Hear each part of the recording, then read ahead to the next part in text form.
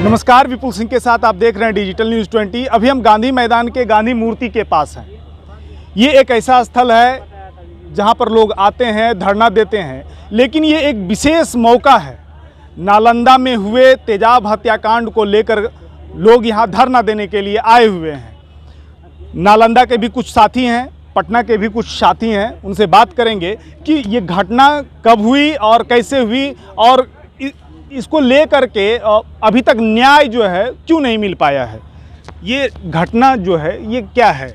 देखिए, पूरी दुनिया को पता है कि भारत में होली मनाया जाता है और होली एक ऐसा त्यौहार है जहाँ पे नफ़रत को मिटाकर भाईचारे, दोस्ती, प्यार को बढ़ाता है। होली के ही दिन एक दिन पहले हम लोग होलिका दहन मनाते हैं। सत्य और असत्य की लड़ाई होती है, असत्य का उस दिन दहन होता है। उस दिन असत्यवाल विचारधारा के लोग, एक मज़दूर होता है जो पटना में रहकर मज़दूरी करके अपने परिवार को चलाता है, छोटे छोटे बच्चे हैं, 3 बच्चियां हैं, उसको पढ़ाता है वो मज़दूरी करके कि हम कम से कम मज़दूरी की, हमारा बच्चा मज़दूरी ना करे, उसको सही शिक्षा के लिए वो नालंदा से पटना आता है। फिर वो क्या वो होली मनाने के लिए, भाईचारे को बढ़ाने के लिए वो यहाँ से नालंदा जाते हैं। जाने के बाद बिहार में शराबबंदी है और वो अल्कोहल नहीं करता है। वो जो वहाँ के जो हत्यारे हैं वो अल्कोहल भी करते हैं, उन पे पहले से भी और अलग अलग धाराएं लगी है। उन्होंने गलत काम बहुत सा किया है। वो कहता है तुम हमें शराब ला कर दो, प्यार से ही वो कहता है। तो ये प्यार से कहता है कि हम शराब ना पीते हैं भैया, ना हम लाएंगे, और वो ये रिक्वेस्ट करता है। तो कहता है कि तुम वहाँ से यहाँ पे आए और हमारी बातों को नहीं मान रहे हो। तो इस तरीके से बातें बढ़ती है और ये लोग इनको खेत के तरफ ले जाकर सब मिलकर मारते पीटते हैं इस मज़दूर को। और मारते मारते इन लोगों के अंदर वैमनस्यता ऐसे व्याप्त होता है कि इसके लिए तेजाब मंगाकर और तेजाब से नहला दिया जाता है। के बाद की बात अब हम बताते हैं, ये इंटरेस्टिंग बात। ये जब घटना घट जाता है तो गांव के सारे लोग मिलकर जाते हैं न्याय के लिए। तो सेकेंड जनरल डायर जो हैं, अभी थाना अध्यक्ष हैं वो, उनको हम कह रहे हैं, वो सेकेंड जनरल डायर क्या करते हैं, पूरे गांव वालों पे 300 लोगों पे एफआईआर, झूठा एफआईआर करते हैं हत्यारे को बचाने के लिए। और नाम 10 देते हैं, 47 लोगों पे एफआईआर होता है। और वो जिन लोगों पे एफआईआर होता है, पुलिस के डर से वो कमज़ोर वर्ग, अशिक्षित वर्ग, मजदूर वर्ग, शोषित वर्ग, वो गांव को छोड़कर भागते हैं बचने के लिए। अब हमें बचना है। और इसी का फ़ायदा उठाकर सेकेंड जनरल डायर रात के 2 बजे जाते हैं और जाने के बाद महिलाएं रहती हैं घर में, सिर्फ दरवाज़ा को तोड़कर, मतलब लगभग 20-25 घर के दरवाज़ा को तोड़कर प्रवेश करता है। एक भी महिला पुलिस नहीं होती है। महिलाओं को सबसे पहले उठक बैठक कराया जाता है। जो बालिकाएं होती है, जो महिलाएं, कुछ महिलाओं के और बालिकाओं के कान से जो रहता है झुमका, जो वो छीना जाता है, खून बहता है, फटता है। फिर भी मानवता नाम का कोई चीज़ नहीं है, नैतिकता नहीं था इनके अंदर, क्योंकि ये जनरल डायर थे। कि रात के 2 बजे जाते हैं एफआईआर करने के बाद, झूठा एफआईआर करके, और फिर महिलाओं के साथ छेड़छाड़ ये करते हैं। अच्छा, अभी तक जो 18 मार्च को लगभग ये घटना हुई है, तो अभी तक क्या प्रोग्रेस हुआ है एफआईआर वगैरह में आप लोगों की तरफ से? क्योंकि आप लोग लगातार आंदोलन कर रहे हैं, तो आप लोगों की तरफ से अभी तक क्या वहाँ तक मैसेज गया है जहाँ तक जाना चाहिए ऊपर के अधिकारियों के पास? देखिए, हम लोगों ने तेजाब सत्याग्रह प्रेस वार्ता किया था और आप भी उसमें थे। और इसमें हम पटना के कारगिल चौक पे आपको और सारे मीडिया बंधु को हम धन्यवाद, आभार व्यक्त करते हैं कि पूरा हिंदुस्तान उस दिन देखा था। तकरीबन 40-50 के आसपास मीडिया लोग थे। हम कह रहे हैं कि इस घटनाक्रम को जब तूल दिया गया और लोग जब सड़क पे उतरे और कुछ प्रतिष्ठित वर्ग जब उस गांव में गए, तब एक कॉलम पूरा करने के लिए 4 लोगों को पकड़ के अंदर किया गया है। और जो मुख्य 2 अपराधी हत्यारा है वो अभी भी घूम रहा है गांव में। जब मनाता है रात में, दोपहर में आकर पुलिस के सामने धमकी देकर चला जाता है कि जान से मार देंगे। ये चल रहा है अभी। ये आपकी मतलब एक, इसको आप जिस शब्द में आप ले सकते हैं। हम कह रहे हैं आज़ाद देश में हैं, हमारी नागरिकता है, हमारा संविधान है, इन सब का हनन हो रहा है। तो सीबीआई की जांच होनी चाहिए। क्योंकि अगर सीबीआई अगर जांच नहीं करती है तो ये बलिष्ठ लोग हैं, गुंडा मवाली लोग हैं, और इसको सपोर्ट मिलता है विधायिका से, सदन में लोग जो बैठे हैं, क्योंकि इलेक्शन के टाइम ये लोग गलत तरीके से उन्हें वोट करवाते हैं, जिता कर लाते हैं, और उनका सपोर्ट है। इस कारण से पुलिस भी उसे प्रोटेक्शन दे रही है। सीबीआई की जांच होनी चाहिए। केंद्र में सरकार है मोदी जी की, और उनकी सरकार बिहार में भी है। तो हम कहते हैं, आप राम राज्य की बात करते हैं, कल के 10 तारीख को 10 अप्रैल को रामनवमी है। तो रामनवमी में हम राम राज्य को स्थापित तभी कर सकते हैं जो शोषित वर्ग है उसे न्यायिक अधिकार मिले। हम आपके माध्यम से, हत्यारा है उसे फांसी की सज़ा तो होनी ही चाहिए, और सबसे प्रमुख बात है कि सेकेंड जो जनरल डायर है वहाँ का थाना अध्यक्ष, अभी भी है वो थाना अध्यक्ष, उसे फांसी की सज़ा होनी चाहिए। ये तेजाब सत्याग्रह का एक मकसद है। और हमारा मांग पत्र है कि वो जो महिला हैं उन्हें 25 लाख रुपया मुआवजा मिलना चाहिए।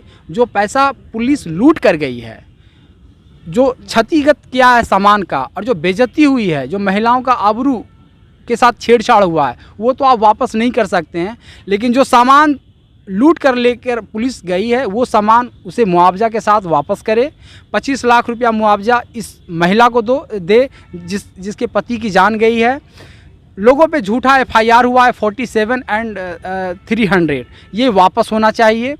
और एक नौकरी होना चाहिए पीड़ित परिवार के घर में, और कानूनी कार्रवाई होनी चाहिए। अगर ये नहीं होता है तो ये तेजाब सत्याग्रह ये व्यापक आंदोलन है, ये कोई पॉलिटिकल या फिर सामाजिक नहीं है। इसमें देश के सारे नागरिकों से अपील हम कर रहे हैं, और लोगों का सपोर्ट मिल रहा है सोशल मीडिया के माध्यम से। ये तेजाब सत्याग्रह डिजिटली रूप से भी हम लड़ाई लड़ेंगे, ग्रास रूट पे भी लड़ेंगे।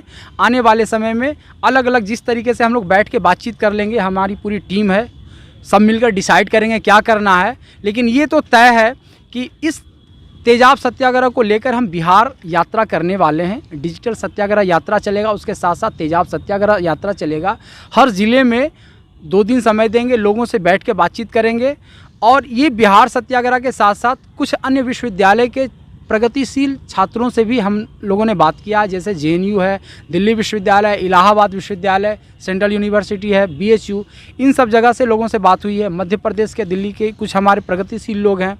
तो ऐसे समाज सेवी लोग हमारा सपोर्ट कर रहे हैं। उन लोगों का कहना है कि एक बड़ी लड़ाई है, इसे आगे बढ़ाना चाहिए, क्योंकि देश की आज़ादी के लिए भी इस तरीके से लड़ाई लड़ी गई थी, और आज़ाद देश में अब आज़ादी को बचाने की लड़ाई है। तो ये तेजाब सत्याग्रह चलेगा।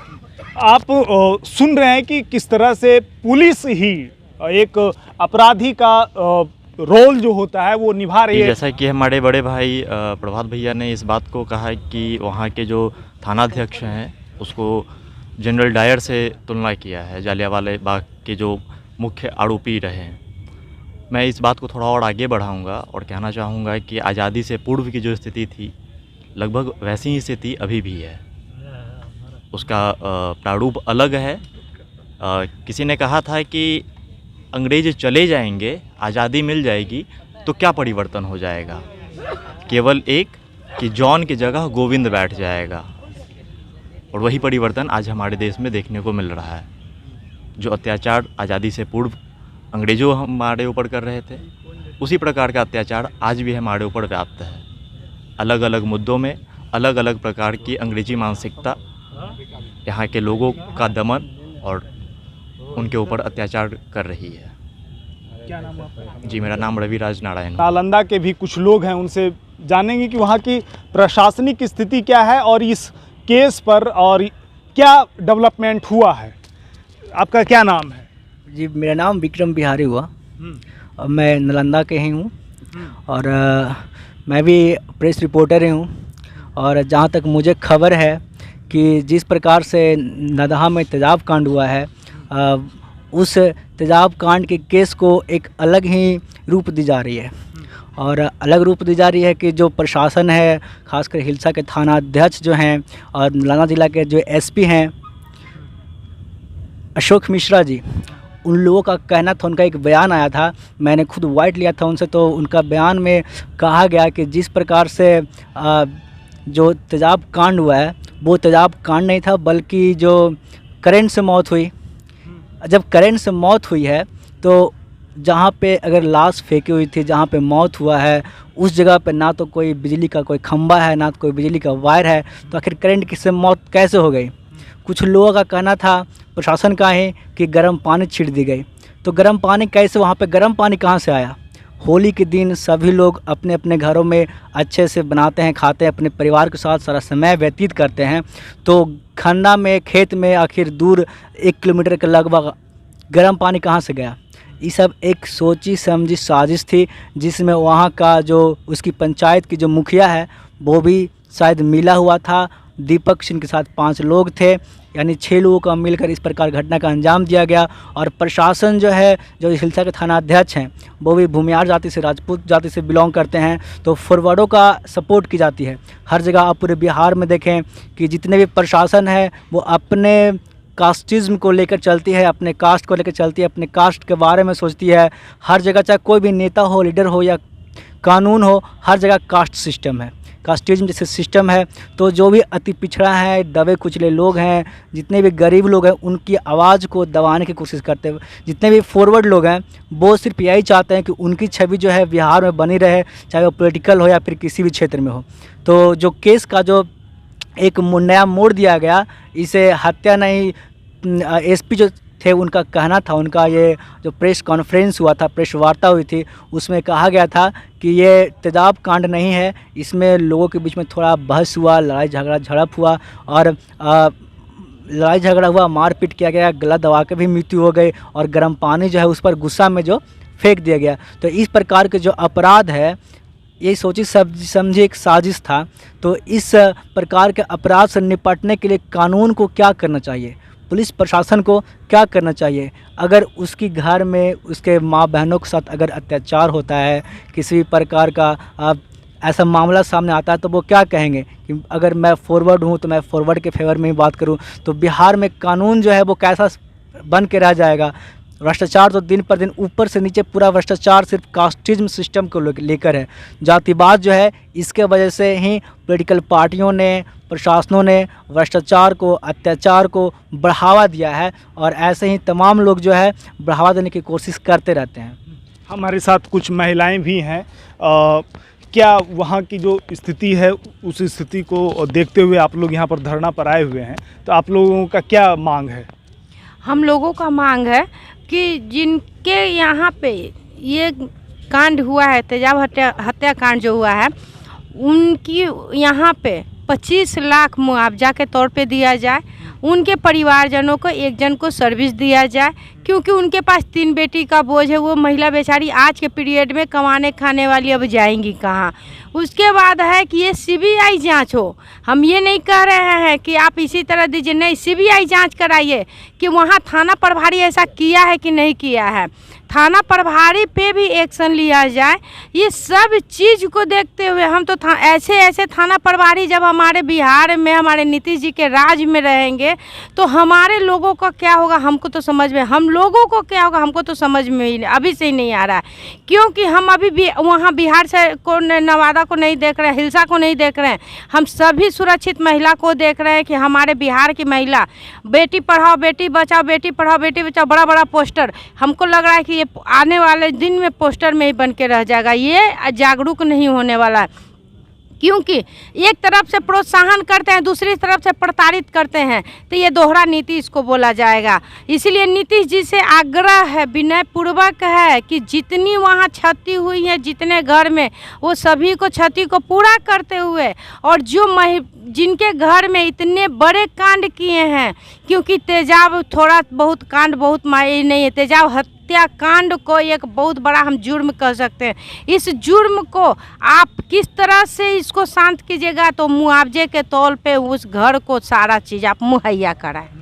तो आप सुन रहे थे कि क्या मांग है इनका। इनका साफ कहना है कि जो पीड़ित परिवार है उसको जो राशि है वो दिया जाए, इसके साथ साथ जो अपराधी हैं उनको कड़ी से कड़ी सज़ा हो और जांच हो, और जांच किससे हो? तो सीबीआई के द्वारा।